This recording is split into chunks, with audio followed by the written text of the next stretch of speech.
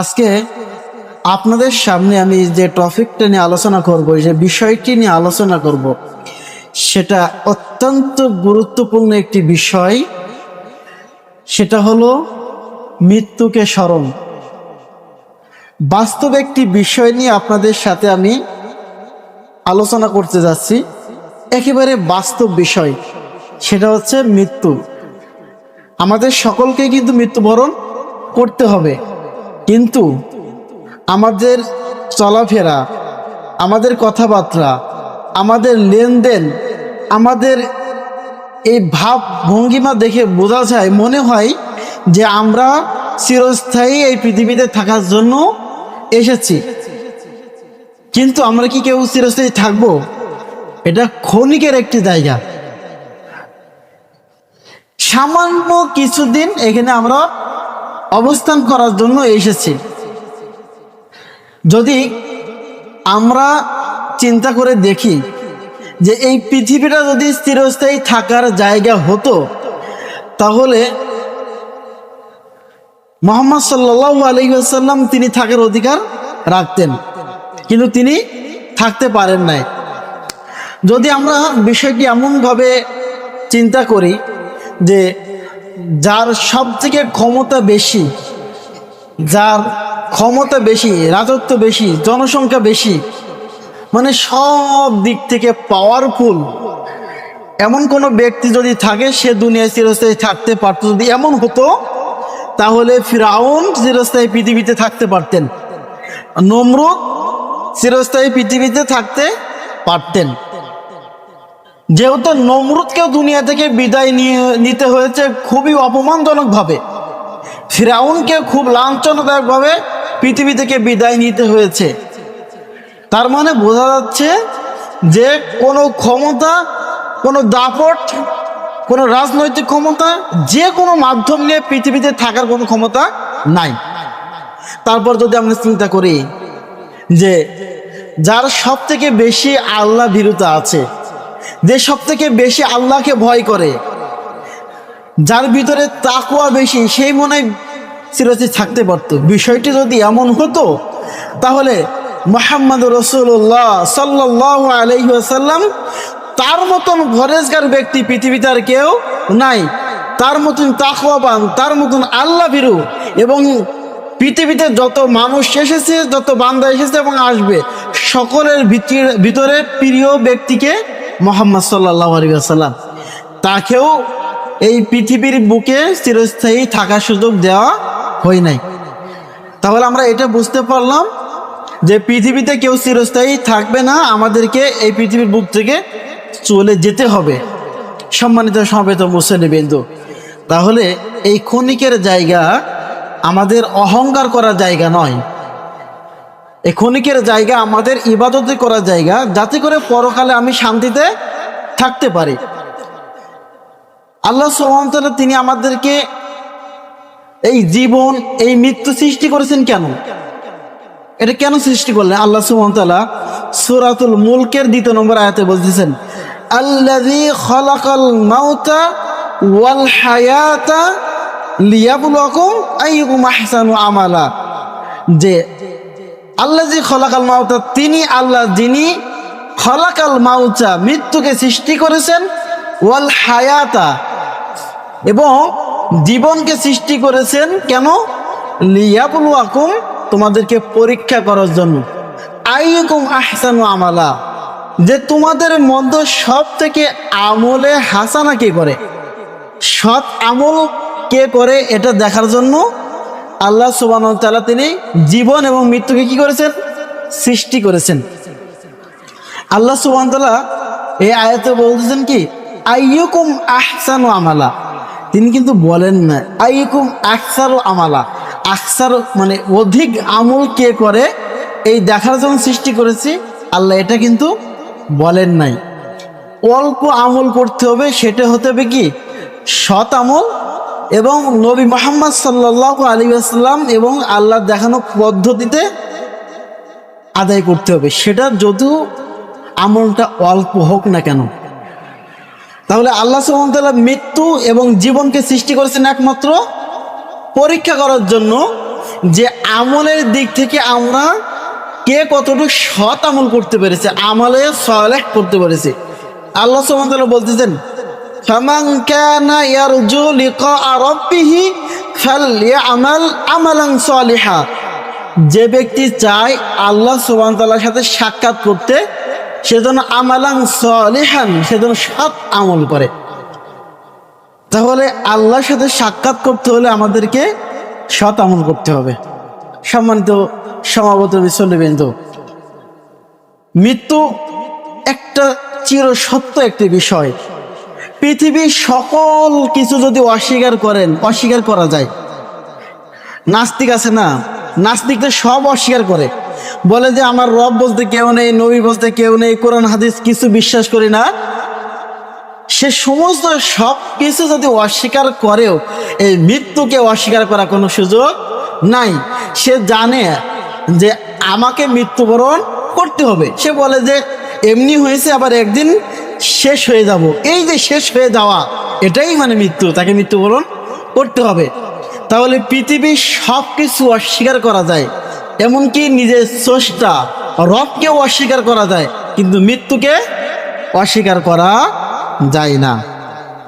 আল্লাহ সুবহানাহু ওয়া তাআলা তিনি বলতেছেন, কুল্লু নাফসিন যায়িকাতুল মাউত, প্রত্যেক প্রাণীকে মৃত্যু স্বাদ গ্রহণ করতে হবে। যার ভিতরে প্রাণ আছে, আত্মা আছে, তাকে মৃত্যু স্বাদ অবশ্যই অবশ্যই গ্রহণ করতে হবে। কুল্লু নাফসিন যায়িকাতুল মাউত, প্রত্যেক প্রাণীকে, প্রত্যেক আত্মাকে যার জীবন দেওয়া হয়েছে তাকে মৃত্যুবরণ করতে হবে। তাহলে আমাদের যেহেতু মৃত্যুবরণ করতে হবে, এই মৃত্যুর পরে কি হবে? এই মৃত্যুটা যদি শেষ হয়ে যেত তাহলে আমাদের জন্য কতটা ভালো ছিল না? কোনো হিসাব দেওয়া লাগতো না, দুনিয়াতে চলি ফিরি, একদিন মৃত্যুবরণ করলাম, শেষ হয়ে গেল। এমনটি যদি হতো ভালো হতো, কিন্তু এমনটি হবে না। আল্লাহ সুবহানাহু ওয়া তাআলা বলতেছেন মৃত্যুবরণ সকলকে করতে হবে। তারপর ওয়া ইন্নামা তুওয়াফাউনা উজুরাকুম ইয়াউমাল কিয়ামা, মৃত্যুর পরে কিয়ামতের দিবসে তোমাদেরকে আবার তোলা হবে। ওয়া ইন্নামা তুওয়াফাউনা উজুরাকুম ইয়াউমাল কিয়ামা, কিয়ামতের দিন তোমাদেরকে পরিপূর্ণ বদলা দেওয়া হবে, পরিপূর্ণ বদলা। অর্থাৎ আপনি যতটুক আমল করে গেছেন সেটা হতে পারে সৎ, হতে পারে অসৎ, যেটাই করেন না কেন প্রত্যেকটা আমলের নেকি আপনাকে পরিপূর্ণভাবে দেওয়া হবে, আপনাকে কম দেওয়া হবে না। আপনি সৎ কাজ করেছেন, আল্লাহ একটু কম দেবে না। অসৎ কাজ করেছেন, আল্লাহ সুবহানাহু ওয়া তাআলা দেবে না। প্রত্যেকটা আল্লাহ বলতেছেন উজুরাকুম ইয়াউমাল কিয়ামা, পরিপূর্ণ বদলা দেওয়া হবে, পরিপূর্ণ, কোনো কম করা হবে না। ফামাই ইয়ামাল মিসকালা যাররাতিন খায়রা ইয়ারা ওয়া মাই ইয়ামাল মিসকালা যাররাতিন শাররা ইয়ারা, যাররা পরিমাণ ভালো কাজ করে গেলেও এর প্রতিদান দেয়া হবে, যাররা পরিমাণ খারাপ কাজ করে গেলেও এর প্রতিদান দেয়া হবে, কোনো কমতি নেই। তাহলে আমরা মৃত্যুবরণ করবো, এটা সত্য, কিন্তু মৃত্যুর পরে আমাদেরকে আবার জীবন দেওয়া হবে, এটাও সত্য। মৃত্যুর পরে আল্লাহ সুবহানাহু ওয়া তাআলা আমাদেরকে পরিপূর্ণ বদলা দেবে, পরিপূর্ণ নেকি বুঝে দেবে, শতক অশতক পুরোটাই। তারপর কি হবে? তারপর আল্লাহ বলতেছেন ফামান যুহজিহা আনিন নার ওয়া উদখিলাল জান্নাহ, যে ব্যক্তি আমলনামা নেওয়ার পর জাহান্নাম থেকে বেঁচে গেল, ওয়া উদখিলাল জান্নাহ, জান্নাতে প্রবেশ করলো, ফাকাদ ফাজ, সেই ব্যক্তি সফল হয়ে গেল। সুবহানাল্লাহি ওয়া বিহামদিহি। যদি কিয়ামতের দিন দুনিয়া থেকে যদি আমি সৎ আমল করে যেতে পারি, তাহলে আল্লাহ সুবহানাহু ওয়া তাআলা আমার আমলনামা দিয়ে দেওয়ার পর যদি আমি জাহান্নাম থেকে বেঁচে জান্নাতে প্রবেশ করতে পারি, ওয়া উদখিলাল জান্নাহ, জান্নাতে যদি প্রবেশ করতে পারি, ফাকাদ ফাজ, তাহলে আমার জন্য সফলতা রয়েছে। আমরা দুনিয়ায় সফলতা খুব তলাশ করি, হ্যাঁ, যার টাকা পয়সা আছে সেই সফল, যে সুদ খেয়ে, ঘুষ খেয়ে, অন্যায় করে, অত্যাচার করে, জুলুম নির্যাতন করার মাধ্যমে কোটি কোটি টাকা ইনকাম করেছে, শত শত বিঘা জায়গা তিনি কি করেছেন, দুনিয়ায় তৈরি করেছেন, তাকে মনে করি ওই ব্যক্তি সফল। অথচ সে যদি দুনিয়ায় সফল হয় আর পরকালে যদি ক্ষতিগ্রস্ত হয়, জাহান্নামে যায়, তাহলে সে সফলতা অর্জন করতে পারলো না। আর যে ব্যক্তি দুনিয়ায় থেকে সামান্য ডাল ভাত খেয়ে, সামান্য কোন রকম জীবনযাপন করে যদি দুনিয়া থেকে বিদায় নিতে পারে সৎ আমল করার মাধ্যমে, ওয়াউদিকেলাল জান্নাত, সে জান্নাতে প্রবেশ করতে পারে, ফাকাদ ফাজ, আল্লাহ সুবহানাহু ওয়া তাআলা বলছে সে ব্যক্তি সফল হয়ে গেল, সেই তো সফল হয়ে গেল। তাহলে আমাদের মৃত্যুবরণ করতে হবে, মৃত্যুর পরে আল্লাহ আবার জীবন দিবেন, তারপর আল্লাহ সুবহানাহু ওয়া তাআলা আমাদেরকে পরিপূর্ণ বদলা দিবেন। এরপর এই পরিপূর্ণ নেকি নেওয়ার পর যে ব্যক্তি জাহান্নাম থেকে মুক্তি পেয়ে জান্নাতে প্রবেশ করতে পারবে, সেই ব্যক্তি পরকালে সফল হতে পারলো, সফলতা অর্জন করতে পারলো। আল্লাহ তুমি আমাদেরকে পরকালে জান্নাতে যাওয়ার তৌফিক দান করো, আল্লাহুম্মা আমিন। তারপর আল্লাহ বলতেছেন, ওয়ামাল হায়াতুদ দুনিয়া ইল্লা মাতাউল গুরুর, পৃথিবীবাসী তোমরা জেনে রাখো, ওয়ামাল হায়াতুদ দুনিয়া, তোমাদের দুনিয়ার জীবন, ইল্লা মাতাউল গুরুর, একেবারে ধোঁকার সামগ্রী। এই দুনিয়ার পিছনে ছোট, দুনিয়ার মায়ায় পড়ে সেই রবকে ভুলে গিয়েছো, কিন্তু জেনে রাখো এই পৃথিবী তোমাকে একদিন ধোঁকা দেবে। এই পৃথিবীর মায়া ত্যাগ করে সেই পরকালে তোমাকে পাড়ি জমাতে হবে। এই পৃথিবী ধোঁকা দেবে। ছোট ছোট বাচ্চারা, হ্যাঁ, ছোট ছোট হাড়ির পাতিল নিয়ে, বালু নিয়ে বিভিন্নভাবে খেলাধুলা করে। ওই খেলাঘর যদি ভাঙতে যান, সে আপনাকে ভাঙতে দেবে না, কিন্তু যখন সন্ধ্যা হয়ে যাবে, মা ঘর থেকে যখন ডাক দেয়, তখন সে নিজেই ওই খেলাঘর ভেঙে বাড়িতে চলে যায়। ঠিক তেমনি ভাবে এই দুনিয়াটা আমাদের জন্য খেলাঘরের মতো। আজকে আমরা দুনিয়ায় জীবনযাপন করতেছি, যখন আমার রব আপনাকে ডাক দেবে, আমাকে ডাক দেবে, তখন আর দেরি করার সুযোগ নাই। এই দুনিয়ার মায়া ত্যাগ করে চলে যেতে হবে। অমাল হায়াতুদ দুনিয়া ইল্লা মাতাউল গুরুর, দুনিয়ার সামগ্রী, দুনিয়ার জীবনটা তোমাদের জন্য ধোঁকার সামগ্রী ছাড়া কিছুই নয়। আজকে আপনি দুনিয়ায় ক্ষণিকে বসবাস করার জন্য, সামান্য কিছুদিন বসবাস করার জন্য আপনি বিশাল বড় 4 তলা বাড়ি করলেন। যদি আপনাকে জিজ্ঞেস করা হয়, চাচা আপনার বয়স কত? বাবা আমার বয়স 85 বছর। এই 85 বছর আপনি কি করলেন? কয়েকে আগে সনের ঘরে থাকতাম, এখন 4 তলা বিল্ডিং এর উপর এসি ঘরে থাকি 85 বছরে। আগে কি খেতেন? আগে ডাল ভাত খেয়ে বাঁচতাম। এখন যদি সকালবেলা পোলাও খাই, রাত্রেবেলা বিরিয়ানি খাই, এইভাবে জীবন যাপন করতেছি। আপনার ঘরে কি কি আছে? বাবা আমার ঘরে 1.5 লক্ষ টাকার ফার্নিচার আছে, বড় দামি খাট আছে, দরজা আছে, দামি পোশাক পরে, একবেলা যদি একটা জামা গায়ে দেয়, আরেক বেলা আরেকটা পরে, একটা জামা একদিন পরে না। কিন্তু যখনই আপনার মৃত্যুবরণ হবে, আপনার নিঃশ্বাস যখনই চলে যাবে, সেই 4 তলার অট্টালিকা, সেই এসি ঘর থেকে আপনাকে বের করে নিয়ে চলে আসবে। যখন আপনার দামি কোটি টাকার খাটের উপর আপনি শুয়ে আছেন, খাটের উপর শুয়ে থাকা অবস্থায় আপনাকে মালাকুল মাউত আপনার জান কবজ করে নিয়েছে, তখন আপনার আত্মীয় স্বজন এসে দেখবে আপনি মৃত্যুবরণ করেছেন। তখন তারা সকলেই 4 কলা করে, কেউ সামনের দিকে, কেউ পিছনের দিকে ধরে আপনাকে নিয়ে যেতে লাগবে। আপনি যদি জিজ্ঞেস করেন কোথায় নিয়ে যাচ্ছ আমার খাট থেকে, তখন জিজ্ঞেস করবে এই খাটে থাকার সুযোগ তুমি হারিয়েছো। তোমার যখন নিঃশ্বাস ছিল, জীবিত ছিলে, তখন এই খাট তোমার ছিল, এখন তোমার নাই। এখান থেকে বের করতেছি, সেই রবের কসম করে বলি, এই খাটে দ্বিতীয়বার শোয়ার তোমার সুযোগ হবে না। যখন বলা হবে দামি দরজাটা খুলে আর একটু বড় করো, কেন বড় করতেছো? জি, এই দরজাতে তোমাকে চিরতরের জন্য বের করে দেওয়া হবে, আর এই 4 তলা রুমের ভিতরে তুমি ঢুকতে পারবে না। সম্মানিত সমবেত মুসলিমবৃন্দ, এই ঘরও আপনার না, এই অট্টালিকা বিল্ডিংও আপনার না, কোটি টাকার ফার্নিচার খাটও আপনার না। এগুলো সব আপনাকে পরিত্যাগ করে দুনিয়া থেকে বিদায় নিতে হবে। আপনার গায়ে যে দামি দামি পোশাক আছে, যেটা আপনি সকালে পরলে বিকেলে খুলে রাখেন, বিকেলে পরলে রাত্রে খুলে রাখেন, এই পোশাক কেউ কবে না যে গায়ে রেখে দাও, দামি পোশাক থাক, কেউ বলবে না। টেনে খোলার চেষ্টা করবে, হাত দিয়ে না বেরোলে বলবে কি কেসি নিয়ে আসো অথবা ছুরি নিয়ে আসো, ওটাকে কেটে বের করতে হবে। আপনার শরীরের সমস্ত দামি দামি পোশাকগুলোকে খুলে ফেলে দেবে, একেবারে উলঙ্গ করে দেবে, কেউ রাখবে না, আপনার সাথে কিছুই যাবে না। কোটি কোটি টাকা আপনি ইনকাম করে ব্যাংকে জমা রেখেছেন, এই টাকাও আপনার সাথে যাবে না, কিছু নিয়ে যেতে পারবেন না। আপনি মনে করেন কি যে সাদা 3টি কাফনে কাপড় আপনার সাথে দেয়া হচ্ছে, এটা আপনার সাথে যাবে? এটা আপনার সাথে, এটাও আপনার না। আপনাকে যদি সাদা কাফনে কাপড়ে যদি না মুড়ি, আপনি কি বলতে পারবেন যে আমাকে কেন উলঙ্গে রেখেছো? এটা আপনি বলতে পারবেন না। এটা কেন দেওয়া হয়?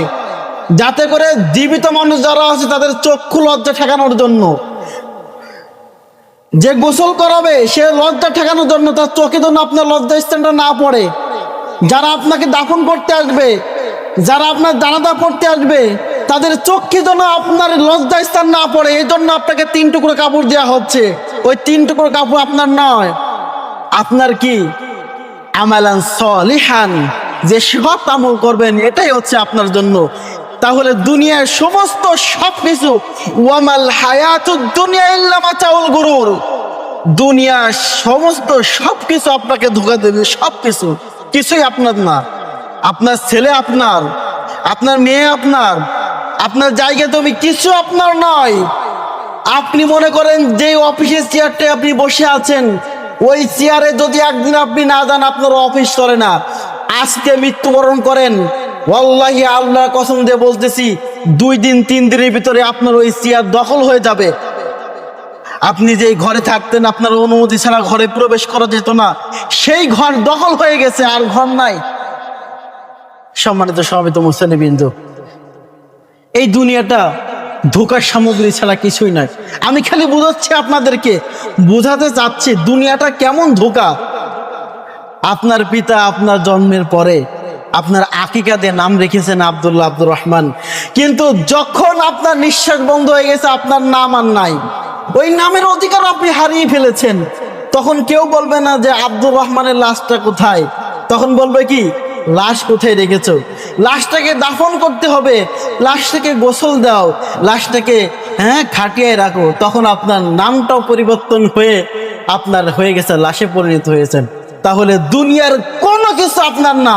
ওমাল হায়াতুদ দুনিয়া ইল্লা মাতাউল গুরুর, দুনিয়ার সমস্ত সব কিছু আপনাকে ধোঁকা দিয়েছে, কিছুই নাই। আপনার জায়গা জমি, টাকা পয়সা, ছেলে মেয়ে, আত্মীয় স্বজন, পাড়া প্রতিবেশী, এমনকি আপনার নামটাও আপনার জন্য ধোঁকা ছাড়া কিছুই না। সম্মানিত সমবেত মুসলিমবৃন্দ, এজন্য পরকালকে ভুলে গিয়ে দুনিয়াকে প্রাধান্য দিলে হবে না।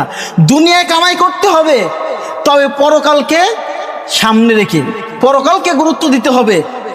পরকালকে ভুলে গেলে হবে না। দুনিয়ার জন্য পরকালকে ভুলে গেলে আপনি, আল্লাহ আপনাকে দুনিয়া পরকালে ভুলে যাবে। সম্মানিত সমবেত মুসলিমবৃন্দ, আল্লাহ সুবহানাহু ওয়া তাআলা বলতেছেন, নাহনু কদ্দারনা বাইনাকুমুল মাউত, আমি আল্লাহ সুবহানাহু ওয়া তাআলা তোমাদের প্রত্যেকের মাঝে মৃত্যুকে নির্ধারণ করে দিয়েছি। মৃত্যুকে নির্ধারণ করে দিয়েছি। যখন মৃত্যু নিকটবর্তী হয়ে যাবে, 1 সেকেন্ডও সুযোগ দেওয়া হবে না। আজকে এখানে দাঁড়িয়ে আমি খুতবা দিচ্ছি, এখান থেকে চরবদ্দশন ফিরে যাওয়ার ক্ষমতা আমার নাও থাকতে পারে। আমি মৃত্যু সম্পর্কে আলোচনা করে শেষ করে সলাটা নাও পড়াতে পারি, আমার মৃত্যুর কোনো গ্যারান্টি নাই। কারণ নাহনু কদ্দারনা বাইনাকুমুল মাউত, আল্লাহ আমাদের মাঝে মৃত্যুকে নির্ধারণ করে দিয়েছে। কিন্তু পৃথিবীর সমস্ত সবকিছু যদি আপনি অবগত হতে পারেন না কেন, মৃত্যু সম্পর্কে কেউ অবগত নয়, কেউ না। আজকে বাবার আগে সন্তান চলে যাচ্ছে, সন্তানের আগে বাবা চলে যাচ্ছে। আসার সিরিয়াল আছে কিন্তু যাওয়ার কোনো সিরিয়াল নাই। দাদা বেঁচে আছে, দাদি বেঁচে আছে, বাবা বেঁচে আছে, মা বেঁচে আছে, সন্তান চিরতরে দুনিয়া থেকে চলে গিয়েছে। তাহলে এই মৃত্যু আমাদের জন্য নির্ধারিত। এই মৃত্যু যখন চলে আসবে, যা আজালুহুম লা ইস্তাখিরুনা সাআতান ওয়া লা ইস্তাকদিমুন, আল্লাহ বলতেছেন যখন মৃত্যু নির্দিষ্ট সময় চলে আসবে, একটু মুহূর্ত আপনাকে সময় দেওয়া হবে না, একটু সময়ও দেওয়া হবে না। এই জন্য সম্মানিত সমবেত মুসলিমবৃন্দ, চক্ষু বন্ধ হওয়ার আগে, নিঃশ্বাস বন্ধ হওয়ার আগে, কবরে যাওয়ার আগে এমন কিছু আমল আমাদের কি করে যেতে হবে, যাতে করে সেই পরকালে যেন আমি সেই জান্নাতে থাকতে পারি, এমন আমল করতে হবে। হাত থেকে ঢিল চলে গেলে যেমন ঢিল ফিরে আনা সম্ভব নয়, গাভীর বাট থেকে দুধ দহন করে নেওয়ার পর যেমন দুধ দ্বিতীয়বার ঢুকানো সম্ভব নয়, ঠিক তেমনি ভাবে আপনার যদি একবার মৃত্যুবরণ হয়, যদি আপনার নিঃশ্বাস বন্ধ হয়ে যায়, আর ফিরিয়ে আনার কোনো সুযোগ নাই। অথচ আমাদের সামনে আমাদের আত্মীয় স্বজন চলে যাচ্ছে, পাড়া প্রতিবেশী চলে যাচ্ছে, দাফন করতেছি, জানাজায় শরীক হচ্ছে, কিন্তু আমাদের ভিতরে পরিবর্তন আনতে পারতেছি না। চোখের সামনে চলে যাচ্ছে, নিজ হাতে দাফন করতেছি, তারপরও আমরা অন্যায় থেকে দূরে থাকি না, তারপরও আমরা পরকালকে মনে রাখতে চাই না। আমরা যেন মনে করি পৃথিবীটাই আমাদের সব। কিন্তু পৃথিবীতে থাকতে হলে, বাঁচতে হলে করতে হবে, কিন্তু পরকালকে প্রাধান্য দিতে হবে। আল্লাহ সুবহানাহু ওয়া তাআলা তিনি বলতেছেন, ইয়া আইয়ুহাল্লাযীনা আমানু, হে যারা ঈমান এনেছো, লা তুলহিকুম আমওয়ালুকুম ওয়ালা আওলাদুকুম আন যিকরিল্লাহ। লা তুলহিকুম, তোমরা নিজেদেরকে ধ্বংস করে দিও না। পৃথিবীর মানুষ, তোমরা নিজেদেরকে ধ্বংস করে দিও না। লা তুলহিকুম, তোমরা নিজেদেরকে ধ্বংস করে দিও না। আমওয়ালুকুম, তোমাদের সম্পদের জন্য, ওয়ালা আওলাদুকুম, তোমাদের সন্তানদের জন্য। সম্পদ উপার্জন করার জন্য নিজেকে ধ্বংস করিয়েন না। সন্তানদেরকে মানুষ করার জন্য সুদ খেয়েন না, ঘুষ খেয়েন না, অন্যায়ভাবে মানুষের জমি আত্মসাৎ করেন না। নিজেকে আন যিকরিল্লাহ, আল্লাহর জিকির থেকে দূরে রেখেন না। আল্লাহ বলতেছেন, পৃথিবীর মানুষ, ইয়া আইয়ুহাল্লাযীনা আমানু, হে যারা ঈমান এনেছো, লা তুলহিকুম আমওয়ালুকুম ওয়ালা আওলাদুকুম আন যিকরিল্লাহ। তোমাদের সন্তান, তোমাদের জায়গা জমি, তোমাদের টাকা পয়সা, আত্মীয় স্বজন, তোমাদেরকে যেন আল্লাহ সুবহানাহু ওয়া তাআলা জিকির থেকে তোমাদেরকে দূরে না রাখে। ওয়া মান ইয়াফআল যালিক, যদি কেউ তার পরিবারকে গোছানোর জন্য, পরিবারকে ঠিক রাখার জন্য যদি আল্লাহর জিকির থেকে দূরে সরে যায়, সম্পদ উপার্জন করার জন্য আল্লাহর জিকির থেকে সরে যায়, ওমাই ইয়াফআল যালিক, যদি এমনটি কেউ করে, ফাউলাইকা হুমুল খাসিরুন, তারা হবে ক্ষতিগ্রস্ত। তারাই হবে ক্ষতিগ্রস্ত যারা সন্তানদেরকে লালন পালন করার জন্য আল্লাহর ইবাদত থেকে দূরে সরে গিয়েছে, যারা সম্পদ উপার্জন করার জন্য আল্লাহর ইবাদত থেকে দূরে সরে গিয়েছে, তারা হবে ক্ষতিগ্রস্ত। তারপর আল্লাহ বলতেছেন, ও আনফিকু মিম্মা রাযাকনাকুম মিন ক্বাবল, পৃথিবীবাসী, তোমরা তোমাদের যে সম্পদ দেওয়া হয়েছে, ও আনফিকু মিম্মা রাযাকনাকুম, তোমাদের যে রিজিক দেওয়া হয়েছে, যে সম্পদ দেওয়া আছে, এখান থেকে তোমরা ব্যয় করো। কখন? মিন ক্বাবলি আইয়াতি আহাদাকুমুল মাউত, তোমাদের মৃত্যু আসার পূর্বে তোমরা কি করো? এই সম্পদগুলো ব্যয় করে যাও। তোমাদের টাকা পয়সা দিয়েছি, তোমার যে অর্থ সম্পত্তি দিয়েছে, এখান থেকে আল্লাহর রাস্তায় ব্যয় করো, দান করো, সদকা করো, যাতে করে মৃত্যুর পরে কাজে আসে। এমনও হতে পারে আপনার মৃত্যুর পর আপনার সন্তান দান করবে না। আজকে আপনি চিন্তা করে দেখুন, আপনার দাদার আব্বা মারা গেছে, তার কেউ খোঁজখবর রাখেন? তার কবরটা কোথায় কেউ বলতে পারেন? কেউ বলতে পারেন এখন। তাহলে আপনার মৃত্যুর পরে আপনার সন্তান 1 মাস, 1 সপ্তাহ, 1 বছর, 2 বছর মনে রাখবে, এরপর আর মনে রাখবে না। দান তো দূরের কথা, সম্পদ আপনার জন্য আল্লাহর রাস্তায় দান করা তো দূরের কথা, আপনাকে মনেও রাখবে না। তো নিজের জীবিত থেকে, সম্পদ থেকে দান করতে আল্লাহ বলতেছেন, ওয়া আনফিকু মিম্মা রাযাকনাকুম মিন ক্বাবলি আইয়াতি আহাদাকুমুল মাউত, তোমাদের মৃত্যু আসার পূর্বে তোমাদের যে সম্পদ দেওয়া হয়েছে, এখান থেকে আল্লাহর রাস্তায় ব্যয় করো। কেন আল্লাহর রাস্তায় কেন ব্যয় করতে বলতেছে? আল্লাহ সুবহানাহু ওয়া তাআলা বলতেছেন, যখন মৃত্যু নিকটবর্তী হয়, তখন মানুষ আল্লাহর রাস্তায় দান করতে চায়। আল্লাহ বলতেছেন, ফায়াকুলা রাব্বি লাউলা আখারতানি ইলা আজালিন করিব, যখন মানুষের মৃত্যু নিকটবর্তী হয়ে যায়, মানুষ যখন মৃত্যুবরণ সময় হয়, তখন দেখা যায় যে ইশারা কিছু বলতে চাচ্ছে, মুখ নাড়িয়ে কিছু বলতে চাচ্ছে, এমন করে না? তখন আমরা মনে করি যে একে একটু পানি পান করাতে হবে, অন্য কিছু করতে হবে।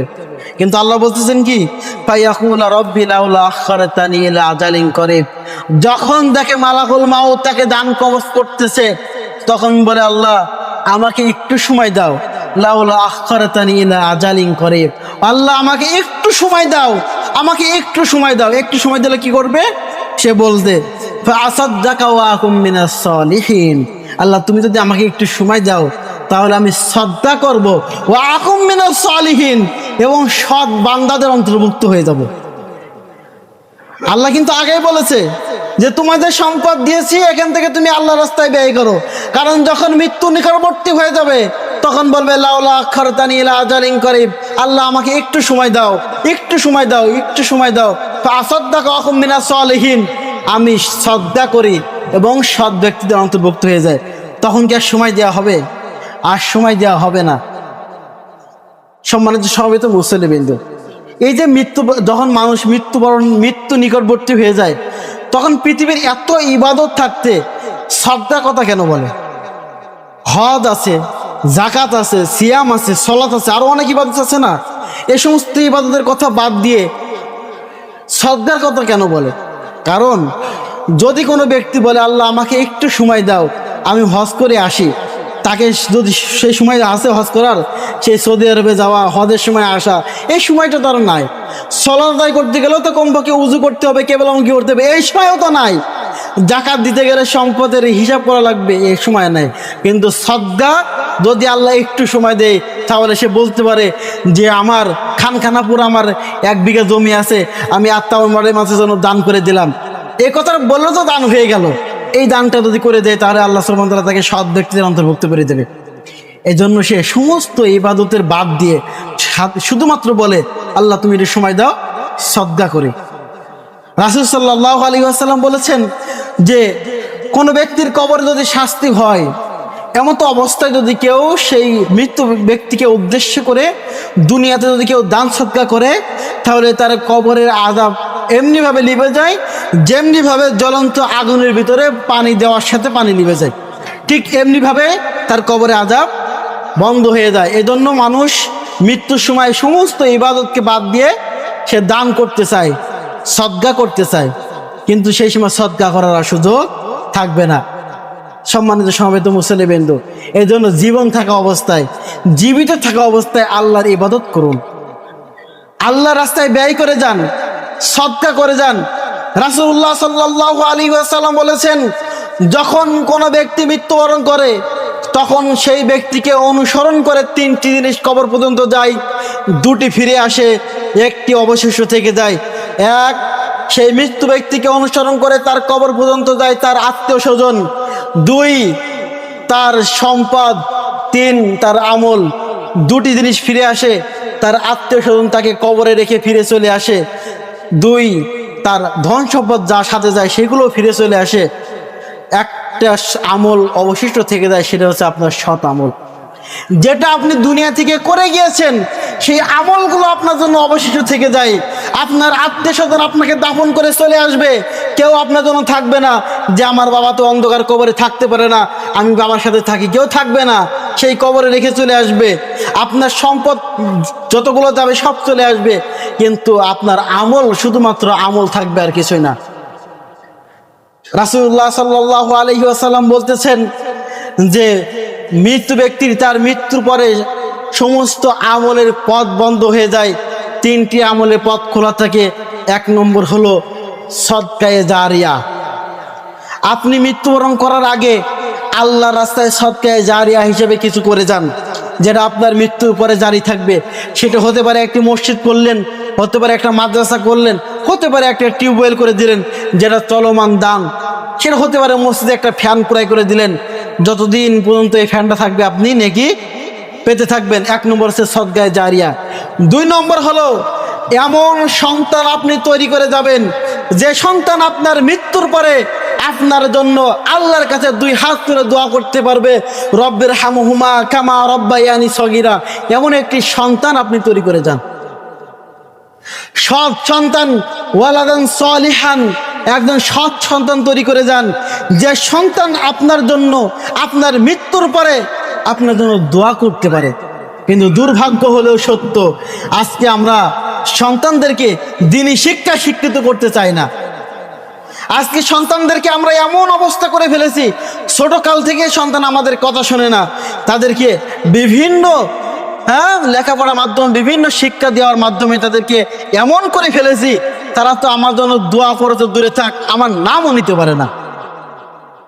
একবার চিন্তা করে দেখুন, সেই পিতার মতো সৌভাগ্যবান পিতার কে হতে পারে যেই পিতার মৃত্যুর পরে তার সন্তান তাকে নিজ হাতে গোসল করাবে, সেই পিতার মতো সৌভাগ্য পিতা কে হতে পারে যে পিতা মৃত্যুবরণ করার পর তার সন্তান নিজ হাতে তাকে কাফন পরাবে, নিজেই তার পিতার জন্য দোয়া করবে এবং তাকে নিজ হাতে দাফন করে তার জন্য দোয়া করতে পারবে? কয়জন হতে পারে এমন সৌভাগ্যবান পিতা? আজকে আমি যদি আমার পিতা মৃত্যুবরণ করে আল্লাহ সুবহানাহু ওয়া তাআলা আমাকে সুস্থ রাখে এবং আমাকে যদি সেখানে উপস্থিত করে, তাহলে আমি নিজ হাতে আমার পিতাকে গোসল দিতে পারবো। আমি আমার পিতার জানাজা পড়লে যেইভাবে অন্তর থেকে দোয়া করব, আপনি মৃত্যুবরণ করলে আমাকে যদি ভাড়া করে নিয়ে যান, আমার সেভাবে দোয়া আসবে না, কারণ দোয়া মুখস্থ এই জন্য বলতে পারি।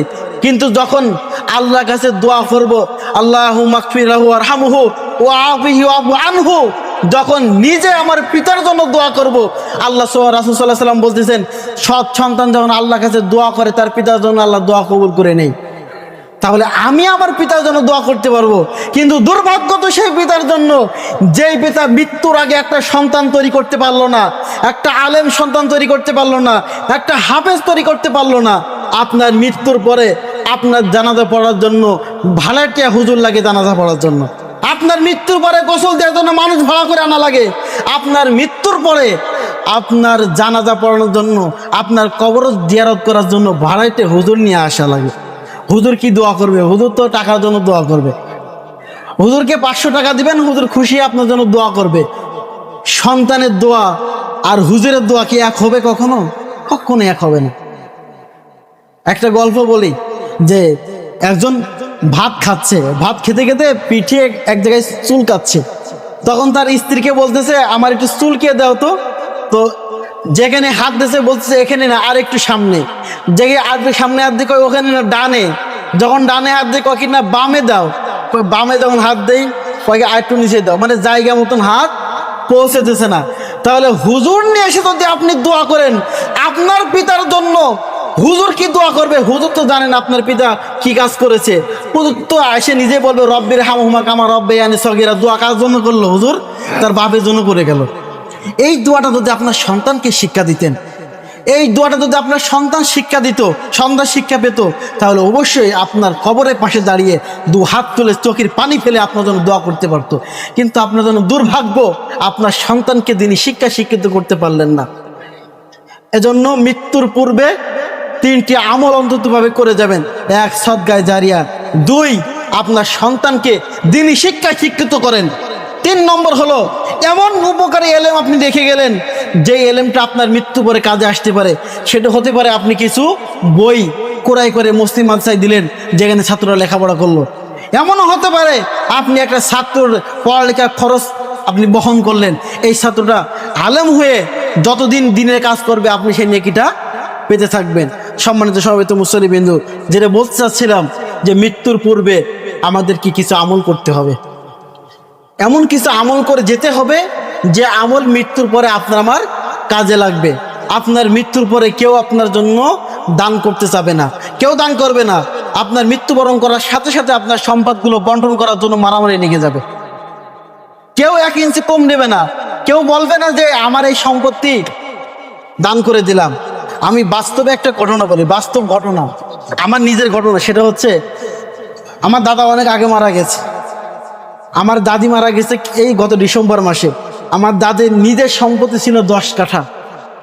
তো আমি প্রস্তাব রাখলাম যে দাদা মারা গেছে, কেউ কিন্তু দান করে না, কেউ করে না। আমি দেখিনি আজ পর্যন্ত আমার দাদার জন্য কেউ 10 টাকা 20 টাকা দান করেছে, কেউ করে না।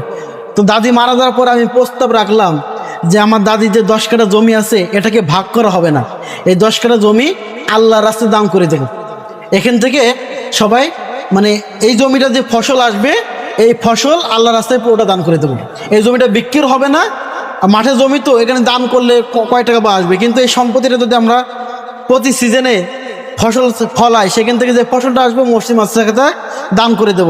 সকলে রাজি হয়েছে। কিন্তু 6 মাস পরে দেখা যাচ্ছে কোনো এক কাকা আমার সেই 2 কাঠা সম্পত্তির ভাগ চাচ্ছে, কয় না আমি দান করবো না, আমার ভাগটা আমাকে বুঝিয়ে দিয়ে বাকিটা তোমরা দান করবা, কি করবা করবা। তাহলে দেখুন, আপনার মৃত্যুর পরে প্রথম যখন আপনি মৃত্যুবরণ করবে আগে সবাই দান করার জন্য প্রস্তুত, কিন্তু যখন 6 মাস হয়ে যাবে তখন আপনার কথা আর কারো মনে থাকবে না, কেউ দান করতে চাইবে না। একেবারে বাস্তব প্রমাণ আমি নিজে দিলাম। কেউ আপনার জন্য দান করবে না, আপনার সন্তান আপনার জন্য দান করবে না। কাজেই মৃত্যুর পূর্বে আপনার জন্য দান করে যান। মৃত্যুর পূর্বে পরকালে যে কিছু পাথেও আপনি জোগাড় করে যান, গুছিয়ে নিয়ে যান, যেটা আপনার মৃত্যু পরে কাজে আসবে। কিন্তু মৃত্যুর পরে কিন্তু আপনি আর কিছু করার সুযোগ পাবেন না। সম্মানিত সম্মিলিত মুসল্লিবৃন্দ, পরিশেষে আপনাদেরকে আহ্বান জানাচ্ছি, সেটা হলো আজকের আলোচনার বিষয় ছিল মৃত্যু। একেবারে চির সত্য বিষয়। প্রত্যেকে মৃত্যুবরণ করতে হবে, প্রত্যেকের, কেউ জীবিত থাকবে না, সকলকেই মৃত্যুবরণ করা লাগবে। তবে মৃত্যুর পরে আমাদের জীবনটা সুখময় করার জন্য, সুন্দর করার জন্য এমন কিছু পাথেও আমাদেরকে দুনিয়া থেকে নিয়ে যেতে হবে, যাতে করে আমরা দুনিয়া থেকে যতটা আমল করে যেতে পেরেছি সেখানে যেন কাজে লাগতে পারে। আল্লাহ সুবহানাহু ওয়া তাআলা বলতেছেন, কিয়ামতের দিন যখন আমল নামা, পাপীদের আমল নামা যখন তাদের সামনে পেশ করা হবে, তখন তারা বলবে যে মালি হাযাল কিতাব, আল্লাহ এ কেমন কিতাব, লা ইউগাদিরু সগীরাতা ওয়ালা কাবীরাতা, যার ভিতরে ছোট ছোট আমলও আছে, যার ভিতরে বড় বড় আমলও আছে। আপনি দুনিয়ায় যত ছোট থেকে ছোট আমল করেন না কেন সেটা আপনার আমল নামায় লেখা থাকবে, এবং যত বড় আমল করেন না কেন সেটাও আপনার আমল নামায় লেখা থাকবে। কিয়ামতের মাঠে আপনার সামনে পরিপূর্ণ হয়ে যাবে, আপনার সামনে এইভাবে খুলে খুলে দেখানো হবে, এই যে দেখো তোমাদের আমল নামা। সেদিন দেখে আফসোস করা ছাড়া কোনো উপায় থাকবে না।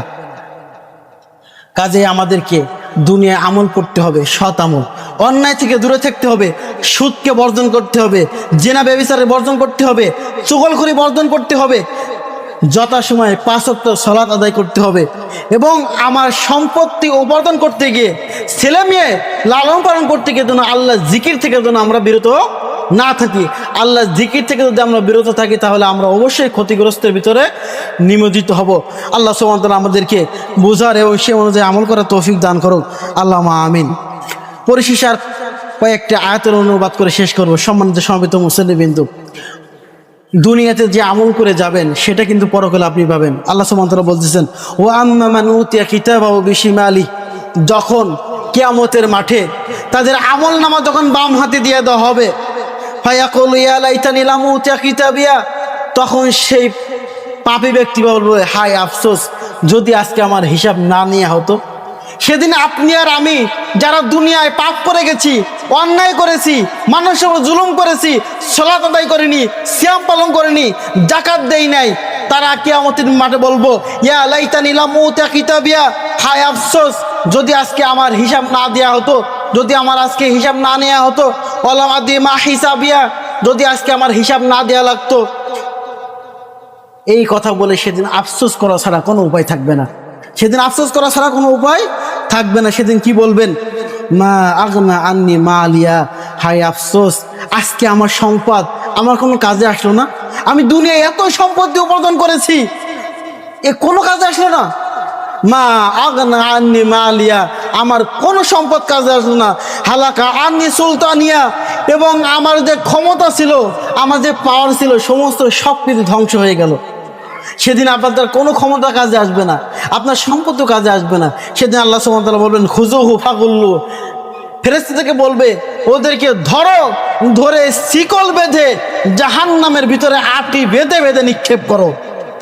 সম্মানিত সমবেত মুসল্লিবৃন্দ, মৃত্যুর পরে আপনি আফসোস করা ছাড়া কোনো কিছু থাকবে না, আফসোস করা ছাড়া কোনো উপায় থাকবে না। কাজেই দুনিয়াতে আমাদেরকে আমল করে যেতে হবে, যে আমল করে গেলে যেন পরকালে আমাদেরকে কোনো রকম আফসোস না করা লাগে, কোনো আফসোস করা না লাগে। আল্লাহ সুবহানাহু ওয়া তাআলা আমাদেরকে সকলকে সৎ আমল করা তৌফিক দান করো, আল্লাহুম্মা আমিন। আল্লাহ তুমি আমাদেরকে দৈনিক 5 ওয়াক্ত সালাত জামাতের সাথে আদায় করার তৌফিক তুমি দান করো, আল্লাহুম্মা আমিন। আল্লাহ তুমি আমাদেরকে মৃত্যুকে বেশি বেশি স্মরণ করার তৌফিক দান করো, আল্লাহুম্মা আমিন। যদি আমরা মৃত্যুকে স্মরণ করি, তাহলে পরকালকে যদি স্মরণ করি, তাহলে যাবতীয় অন্যায় কাজ থেকে বিরত থাকা যাবে। এজন্য আমাদেরকে মৃত্যুকে স্মরণ করতে হবে।